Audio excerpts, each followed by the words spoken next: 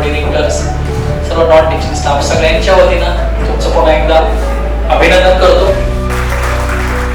या ठिकाणी यावर्षी 12वीत असणारे आणि 2026 ला सीईटीची परीक्षा देणाऱ्या काही मुली मागच्या बाजूला बसलेल्या मला दिसतात.